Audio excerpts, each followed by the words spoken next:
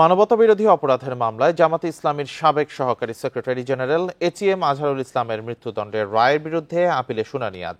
Bundle থাকলে প্রতি সেনমানিতে টাকা বাঁচবে। বিকাশ সেনমানি বান্ডেল কিনে জিতুন প্রতি লেনদেনে। প্রধান বিচারপতি সৈয়দ রেফাত আহমেদের নেতৃত্বাধীন 4 বিচারপতির আপিল বেঞ্চের কার্যতালিকার 28 নম্বরে রয়েছে মামলাটি। এর আগে 26 ফেব্রুয়ারি আপিল বিভাগ মৃত্যুদণ্ডের বিরুদ্ধে ATM আজহারের আপিল শুনানির অনুমতি দেয়। মানবতা বিরোধী অপরাধের মামলাগুলোর মধ্যে এটি প্রথম যার রিভিউ আবেদন থেকে পুনরায় পূর্ণাঙ্গ আপিল শুনানি হচ্ছে।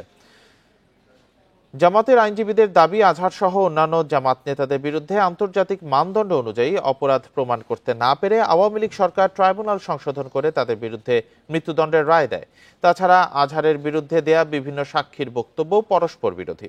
2014 সালে মানবতা বিরোধী অপরাধের মামলায় আজহারকে মৃত্যুদণ্ড দেয় আন্তর্জাতিক অপরাধ ট্রাইব্যুনাল। 2019 সালে মৃত্যুদণ্ডের রায় বহাল রাখেন আপিল বিভাগ।